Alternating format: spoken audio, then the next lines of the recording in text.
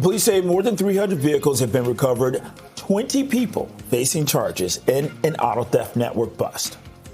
And we're live outside Vaughan City Hall tonight, where a York Regional Police command post is set up and a menorah lighting ceremony has just been held. And Toronto's bidding to headquarter the new multinational defense bank. The province says it could bring 3,500 jobs here. This is Live at 5.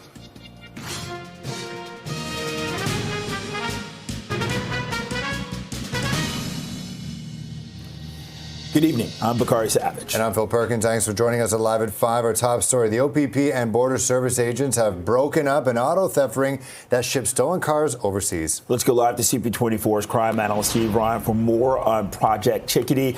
Steve, another auto theft investigation. So how does this one differ from the others that we've recently heard about, or does it not?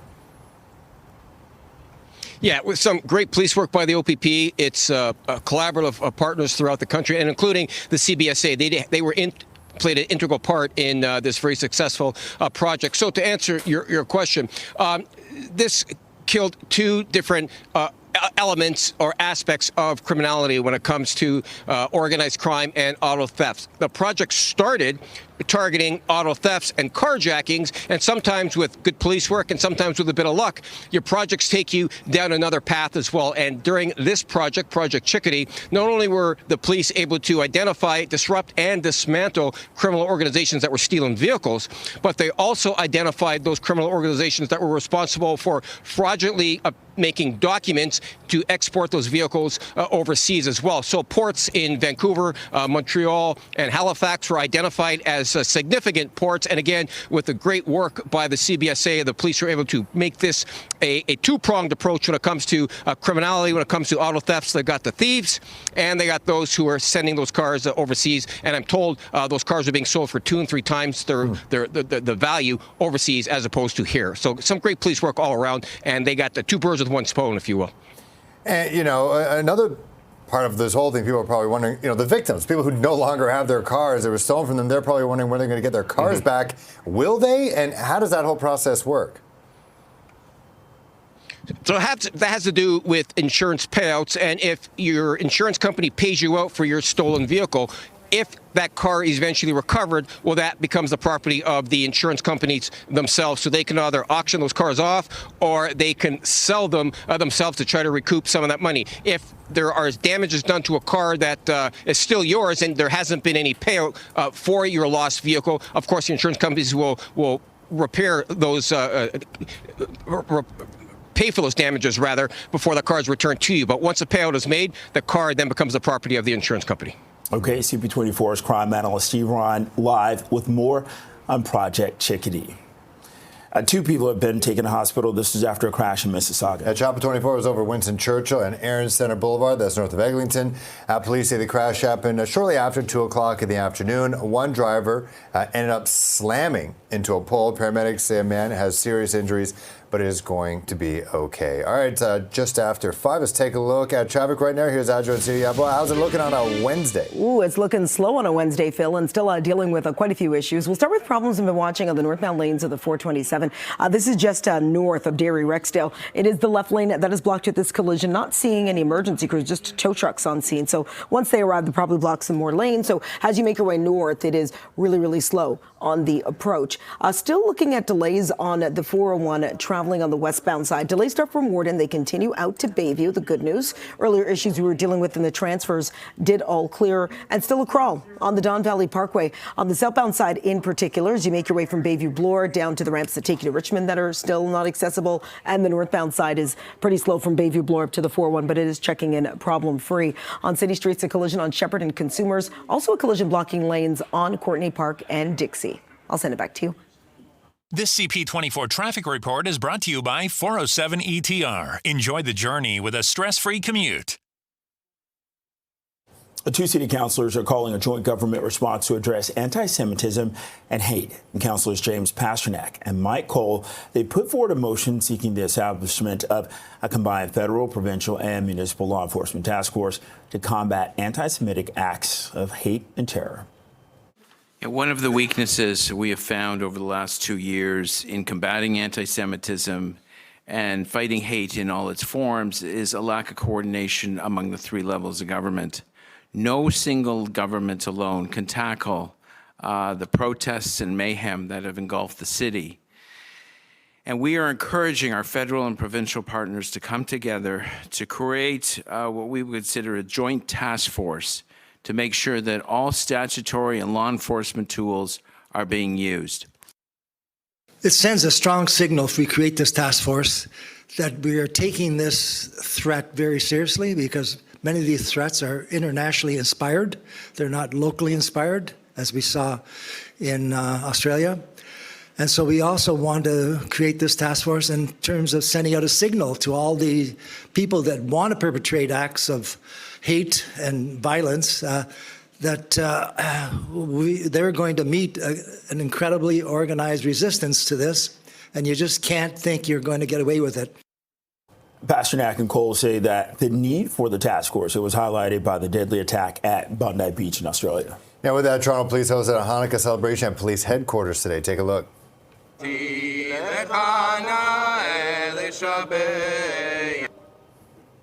This is the fifth year police have held a special ceremony to light the menorah in the lobby. It included a moment of silence for the victims of the Bondi Beach massacre. Now, those in attendance noted the importance of marking the holiday with pride while remaining vigilant. The anti-Semitic terror attack in Australia this past weekend was truly horrific and cowardly. Let me be expressly clear. We, the Toronto Police, stand in solidarity with Jewish communities here in Toronto, in Australia, and indeed around the world. While Jews remain strong and resolute, I can't overstate the importance of allyship from non-Jews, from all of you that are here to support us today. We can never lose sight of the serious threats against the Jewish community. Now more than ever, I say to our friends in government and law enforcement here in the room, we need your protection. And people in Vaughan have gathered to continue to celebrate Hanukkah. CP24 Cedar Liu is at a menorah lighting ceremony at Vaughan City Hall, where there is also an increased police presence. Cedar.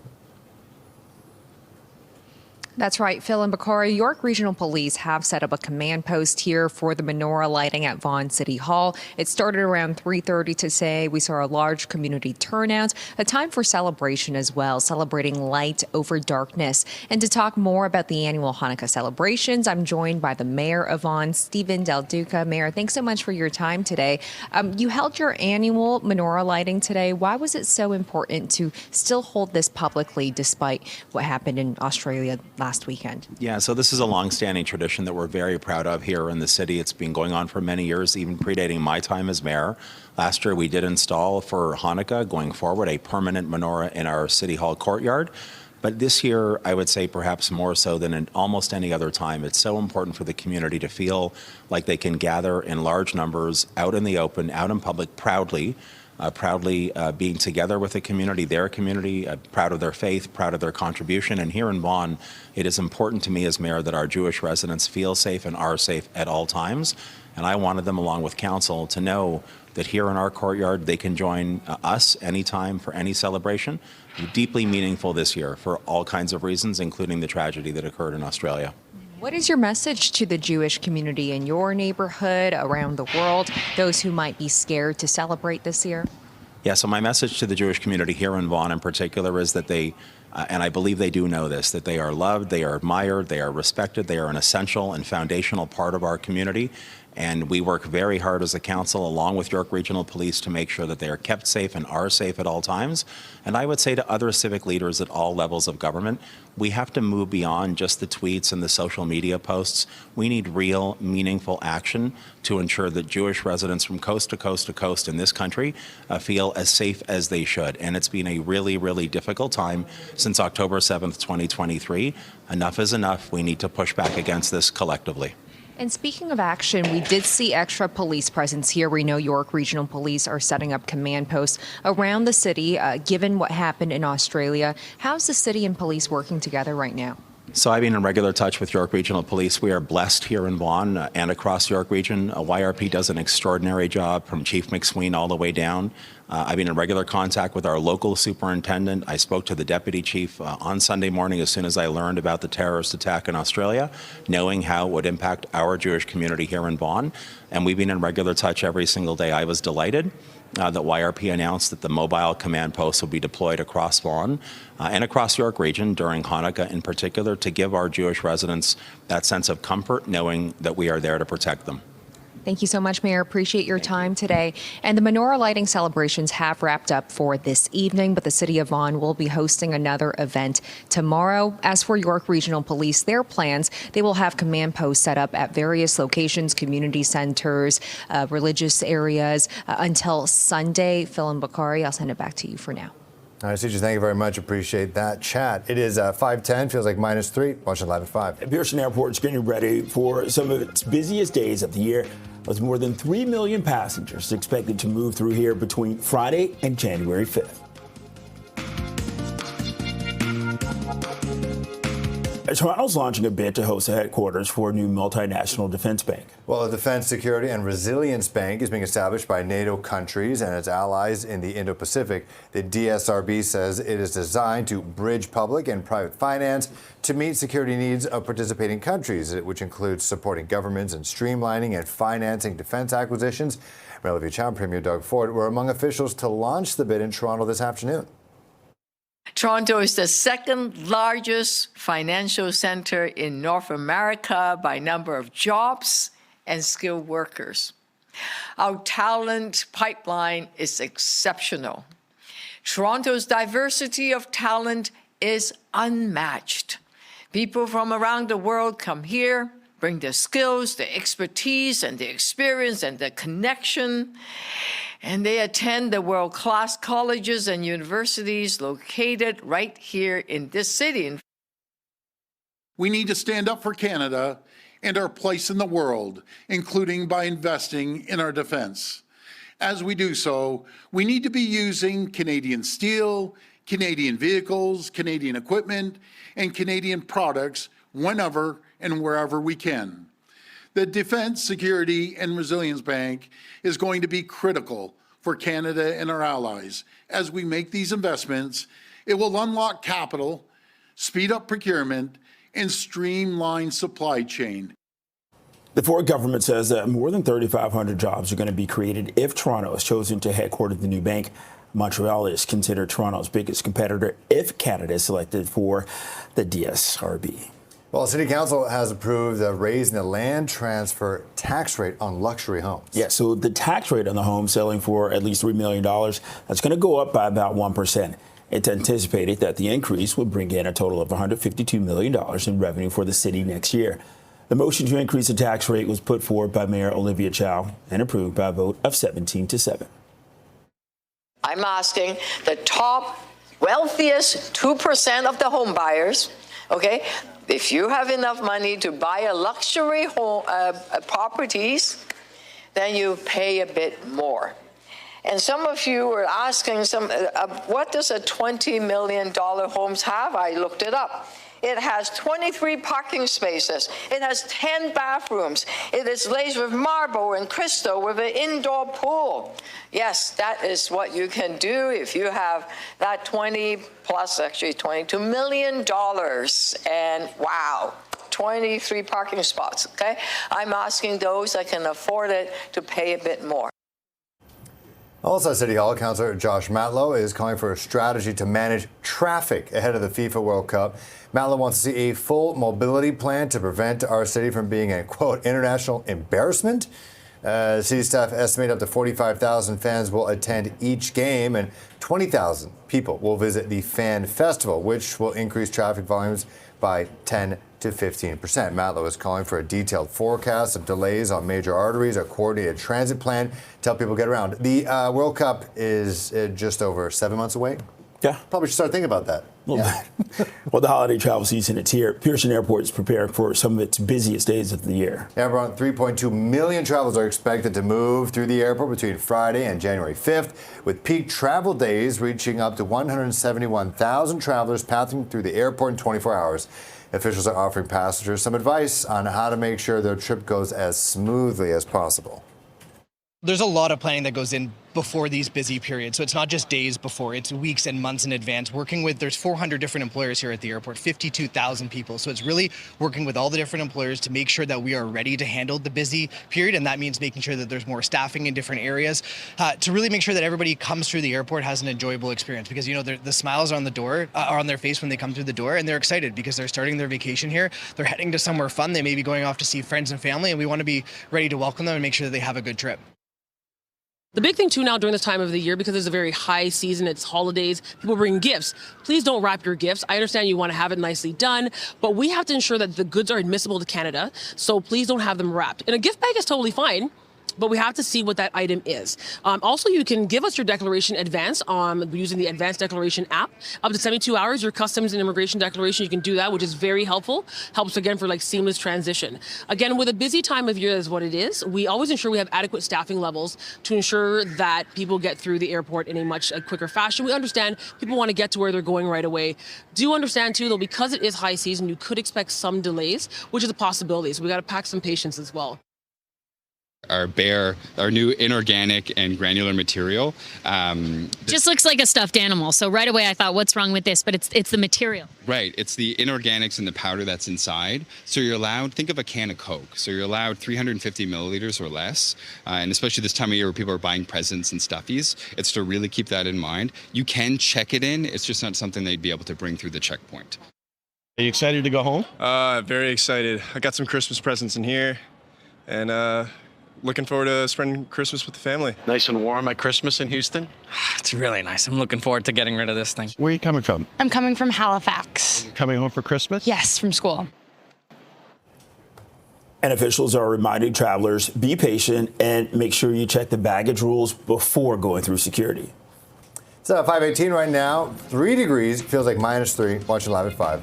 Up next, Nick Reiner, the son of Hollywood director Ron Reiner, made his first court appearance today to face first-degree murder charges and the death of his parents.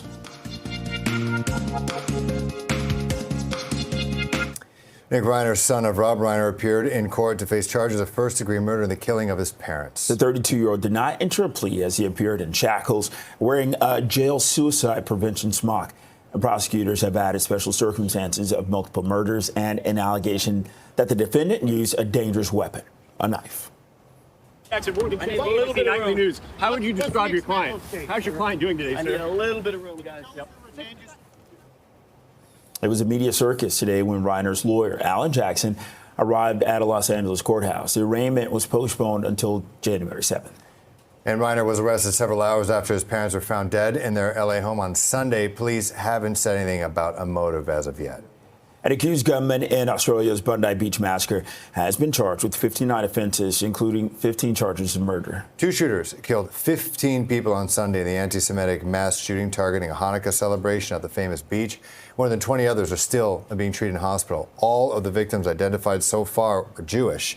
A police officer said that David Akram, a 24-year-old suspected shooter, was charged in a Sydney hospital today, where he has been since police shot him. His 50-year-old father, Sajid Akram, died at the scene. Well, the man being held a hero for disarming the Bondi gunman continues to recover. Australian Prime Minister Anthony Albanese visited Ahmed Al-Ahmed in hospital, saying that he's an example of the strength of humanity. As of last night, a fundraising campaign for the father of 2 has received donations adding up to more than $1.5 million. It's 5:22. It feels like -3. Watching live at 5. And we're live at Scotiabank Theatre. This is on Richmond Street for the Canadian premiere of the latest installment in the Avatar franchise. We're going to take you live to the red carpet next. The Canadian premiere of the new Avatar movie, Fire and Ash, is being held in the city tonight, and series creator and director James Cameron is going to be attending. It's pretty wild. For more, let's go live to CP24's G.N. Lee at Scotiabank Theatre at Richmond Street. Have you got a preview of this movie yet, G? I don't know how these things work. Yeah, so I was able to see the film earlier this week in preparation for my interview today on the red carpet. And can I tell you, I'm not going to give anything away. The film is over 3 hours long. It's about 3 hours and 17 minutes, and it is so good. I'm going to say it right now. This is probably my favorite installment so far of the Avatar series. As you know, the very first Avatar film came out almost 16 years ago to the day. We're talking December 18, 2009.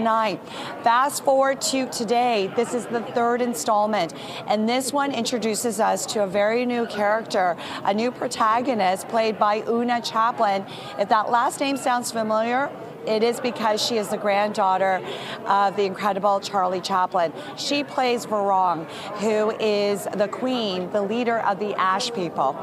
And it takes us on to this incredible journey. I don't want to give anything away, but the battle scenes in this installment of Avatar is pretty incredible. You will be sitting at the edge of your seat for the entire 3 hours and 17 minutes. Now, what's really interesting about this installment is that it's done in 3D. I watched it in IMAX 3D, and it does create a completely different experience for the moviegoer. So it is only fitting that it would premiere here at Scotiabank Theatre today. And yes, as you mentioned, James Cameron, he is the director, co-writer, producer, and editor of this film, and as well as 2 of the cast members. Stephen Lang, he plays Colonel Quaritch, he's back. He's going to be walking the red carpet, as well as Philip Gellio, who plays Anang. You saw his character pop up in the second series, Avatar: The Way of Water. Well, his character plays a big role once again in the third installment. So the carpet is about to be locked down. You can see lots of media outlets are here. We're standing by. We are expecting the filmmaker James Cameron, as well as a couple of cast members, to walk the red carpet over the next little while, and then the screening gets underway at 7:30 tonight. Avatar: Fire and Ash will hit theaters this Friday. So we're standing by, and we hopefully will be able to talk to James Cameron then. Pretty legendary stuff there. Jen Lee, thanks so much. At Scotiabank Theatre, waiting on the latest Avatar film. Appreciate it. It is 5:27. Feels like -3. No fire here. We're watching Live at 5. An increased police presence in Vaughan tonight. This is where a menorah was just lit for the 4th night of Hanukkah.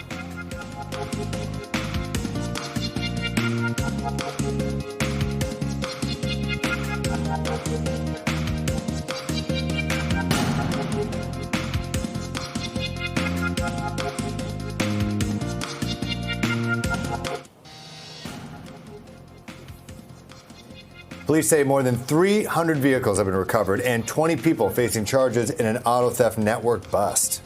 And we're live outside of Vaughan City Hall tonight. This is where our York Regional Police Command Post is set up. A menorah lighting ceremony was just held. And Toronto is bidding to headquarter the new multinational defense bank, and the province says it could bring in 3,500 jobs. And we are live at the Canadian premiere of Avatar: Fire and Ash. Director James Cameron is expected to walk the red carpet tonight. This is Live at 5.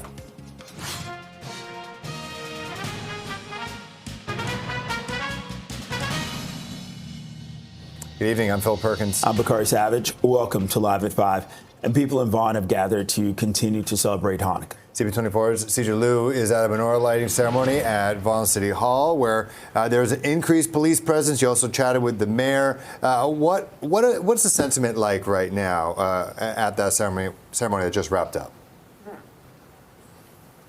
Well, people here are still determined to celebrate Hanukkah. They say this is a time celebrating light over darkness, and even given the tragic situation in Australia, they would like to publicly celebrate their faith, and that's why it was so important for them to gather today for their annual menorah lighting ceremony here at Vaughan City Hall. As you can see, the 4th light on the menorah has been lit here. This is actually a permanent menorah that they had installed at Vaughan City Hall last year. But throughout the ceremony, we heard heard from a local rabbi, Mayor Stephen Del Duca. There was a kids choir sing as well. They talked a lot about the rise in anti-Semitism and the changes they would like to see to tackle hate in the community. They also paid their condolences to the victims of the tragic shooting in Australia this past weekend. But they say they would like to see some more changes. They would like to see the government step up to do more to protect the people of this community. We had a chance to catch up with Thornhill MP Melissa Lastman at the ceremony. Here's what she had to say. We've had a rise of in anti-Semitism over the past more than 2 years since the October 7th attacks. We've seen that in this city. We've seen that certainly south of us in Toronto, and it ranges from fear to determination to standing up for oneself. And I've been a very vocal member of Parliament, a very vocal voice nationally to communities to say that we're not going anywhere. Although this was a celebration, there was also a heightened police presence. York Regional Police have set up a command post at this menorah lighting ceremony. It's one of many they're setting up in a direct response to what happened in Australia. So it's a way for the community to go up to these officers, ask them any questions, address any concerns, and this will be something police will be doing for the next week or so to help the community feel a bit more safe. We spoke today to the superintendent, Steer, who is with York Regional Police. Here's what he had to say. The York Regional Police Command Post is set up here just to interact with the community. Obviously, we've heard loud and clear that the community is scared, and we're looking to provide supports to the community so they're able to drop in, ask us any questions, and just show an overall police presence that we're here and we support the community. And he says this is a fluid situation. They plan to have command posts set up through Sunday, but that can change if the situation changes. But there will still be Hanukkah celebrations. Vaughan tomorrow, Phil and Bakari, they will be hosting another Hanukkah celebration. So the community is certainly looking forward to continuing things as normal this year. Okay, live in Vaughan, CP24's CJ. Well, Toronto Police hosted a Hanukkah celebration at police headquarters today.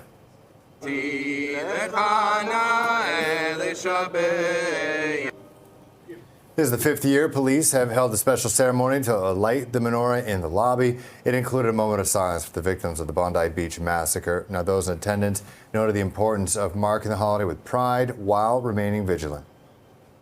Stopping hate requires a whole of society effort.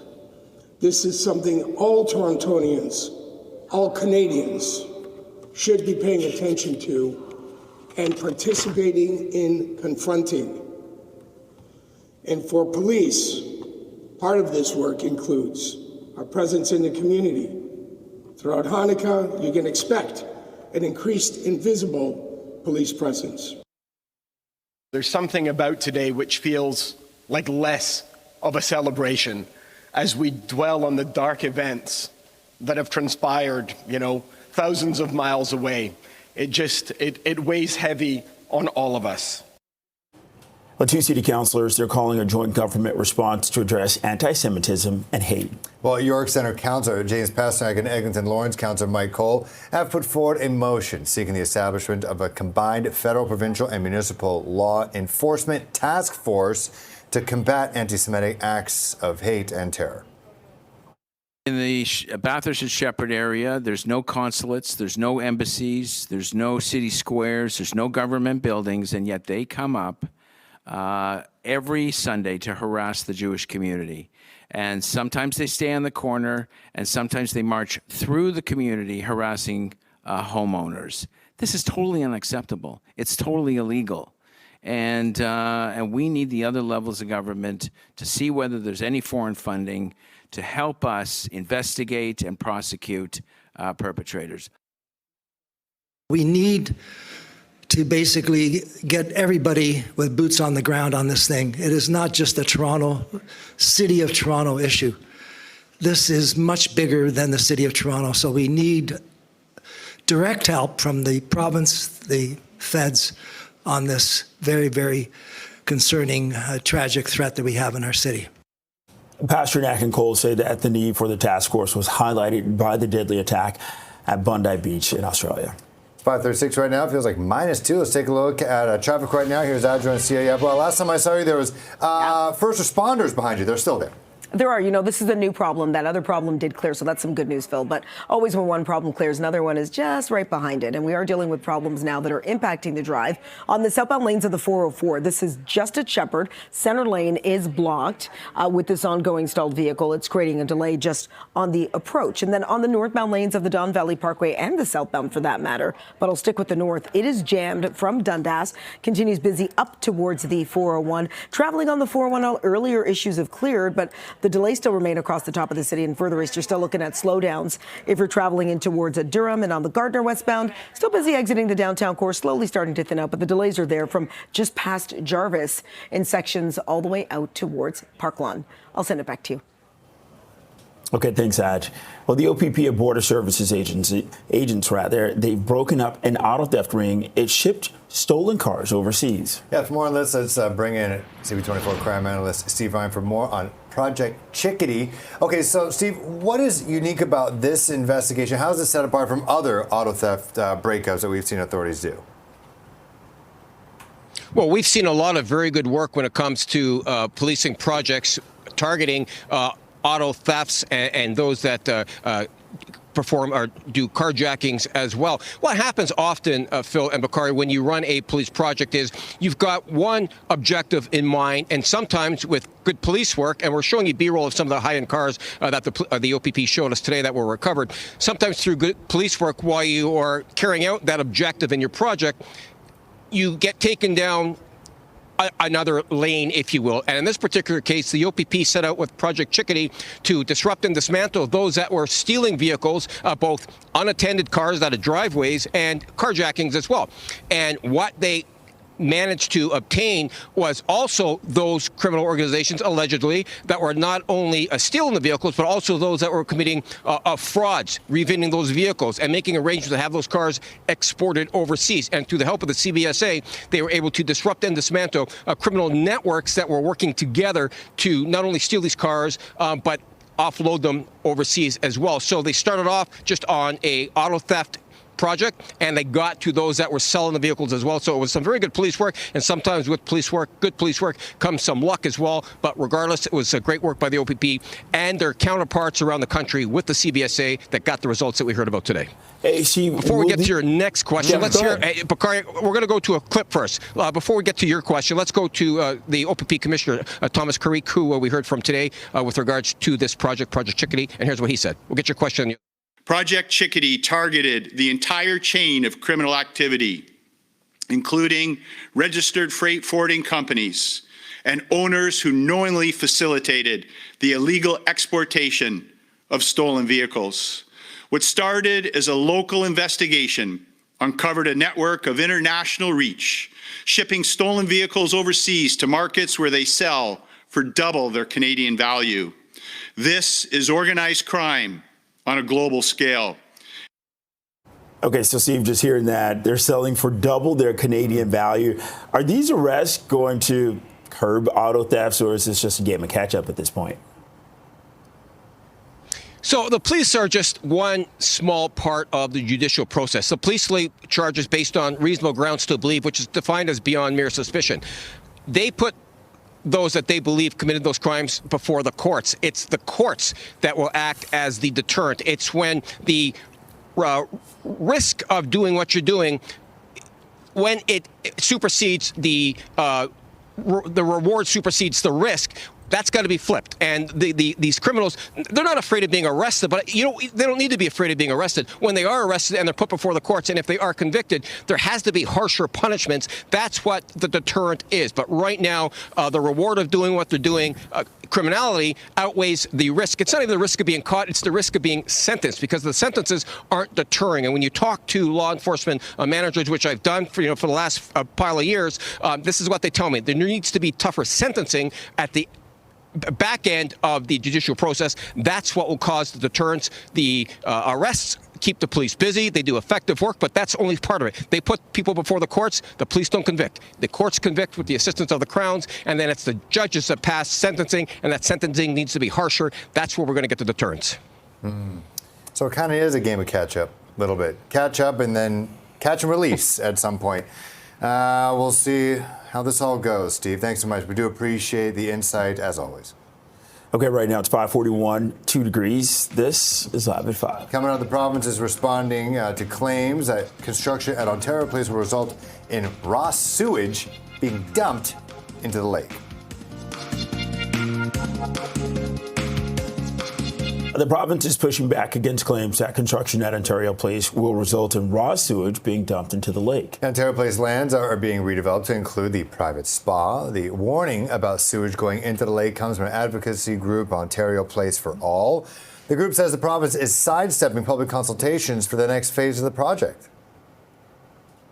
When they encounter resistance or feedback from the community, instead of engaging with it, they just shut it down and pass a law using all of their powers to move it forward despite that. And it's really quite astounding to me. Like you would think that you would live in a place where if you have a lot of energy for something and there's a huge amount of community energy to make this a better project, instead of the government harnessing that and helping and allowing us to be part of it, they just squash it. During overflow events, pathogen concentrations can reach levels that far exceed safe recreational water standards, with multiple organisms detected simultaneously.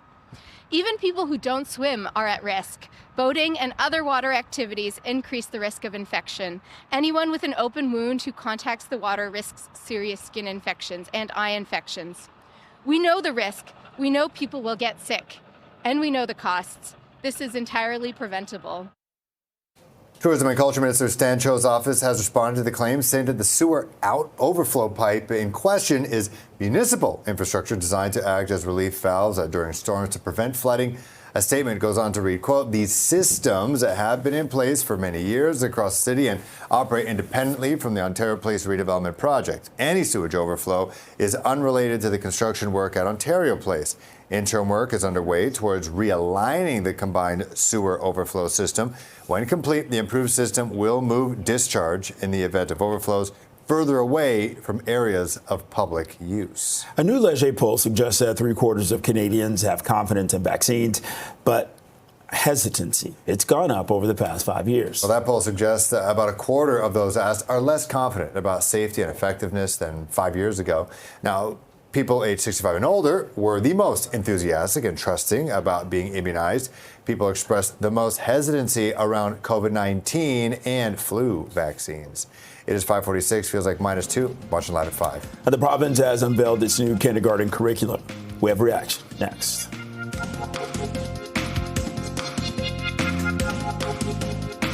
Well, the province has unveiled a new kindergarten curriculum. It'll take effect this fall.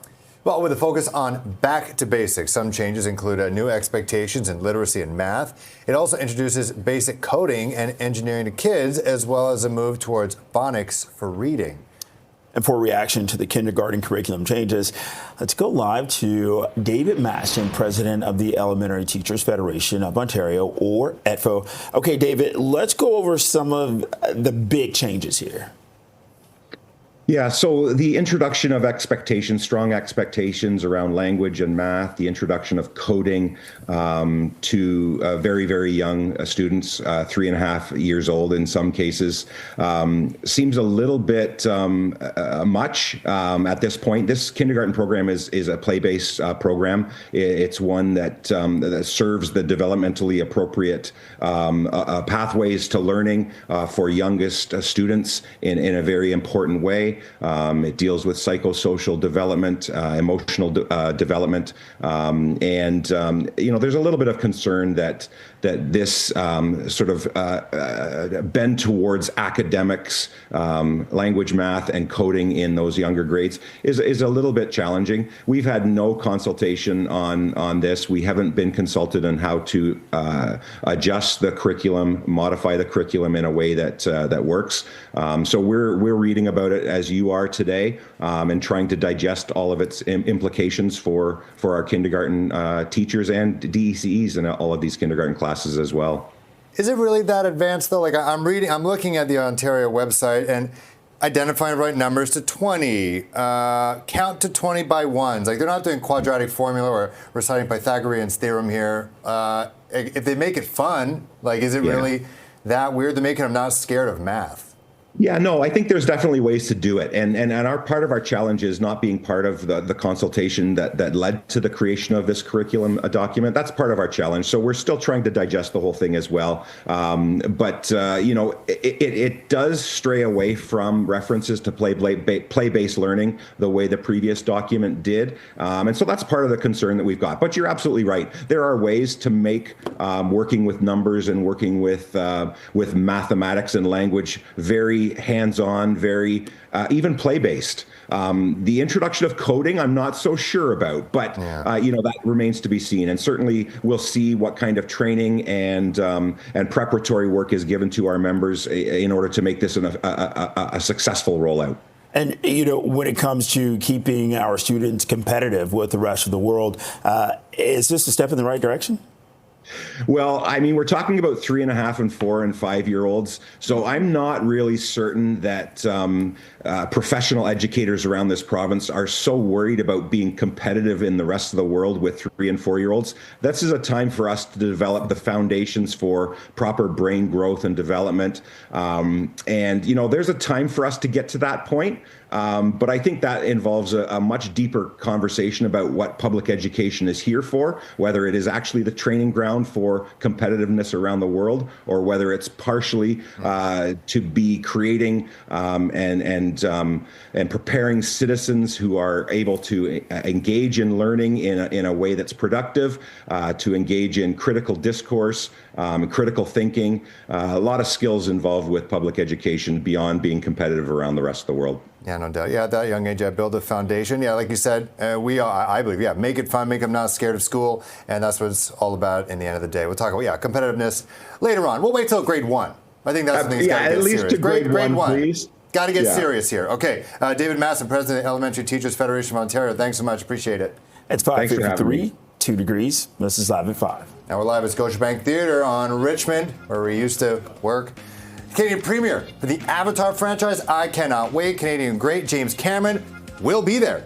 Jim Lee, also a great Canadian, there right now. The Canadian premiere of the new Avatar movie, Fire and Ash. It's being held in the city tonight, and series creator and director James Cameron will be attending. Yeah, for more on this, let's say hello. CP24's Jen Lee at Scotiabank Theatre. G, you've seen the movie. I've heard people, when they see the movie, I remember the first one, people used to get upset because they're so vibrant and immersive, and then you go out there in the middle of winter and you get very sad about your actual life and how non-vibrant it is. Did you feel that after watching this film? No, I was fired up because Avatar Fire and Ash, there's so many battle scenes in this film, and it is so good. And I typically don't watch films in IMAX or 3D, but in this particular case I did. It creates a whole new experience. You are going to see Pandora in a whole other light when you see this in IMAX and 3D. So yes, this is the third installment of Avatar Fire and Ash, and it continues the journey for the Sully family. As you recall, in part 2, The Way of the Water, the Sully family experienced a very tragic loss, and so the storyline picks up from there. But it also introduces you to some very new characters, including, which is my favorite protagonist, a character named Varong, and it's played by Una Chaplin, who, by the way, if the last name sounds familiar, it's because she's the granddaughter of legendary filmmaker Charlie Chaplin. She is phenomenal in this film. So we are standing by. This is the Canadian premiere for Avatar Fire and Ash, and hard to believe, the very first Avatar film came out 16 years ago, almost to the day, December 18th, 2009. So we're standing by on the red carpet. Filmmaker James Cameron, who is the director, the co-writer, the producer, and editor for this film, is going to walk the red carpet. We were told that we have to keep it to 2 questions for him. I don't know, I can talk to him for about an hour. And then we also have 2 cast members, Stephen Lang, who plays Colonel Quaritch, as well as Philip Gellio, who plays Anang. They're also going to be walking the red carpet ahead of the Canadian premiere. And then, of course, this film gets going on Friday. It is epic. It is 3 hours hours and 17 minutes long, and trust me, there isn't a single second that you get bored. It is pretty epic, very typical James Cameron. So we're standing by, and we can't wait to interview him. In the meantime, I'll send it back to you. Yeah, gee, there's also the Avatar ride at Disney. It is lifelike, let me tell you. I was on it. It was a lot of fun. You should try it after this. You can spin it like a spin-off assignment. One day. All right, CP24's Ji Young Lee at Scotiabank Theatre on Richmond Street. Right now it's 5:59, 2 degrees. This is Toronto's breaking news, CP24. Thanks for watching. CTV News at 6 is next.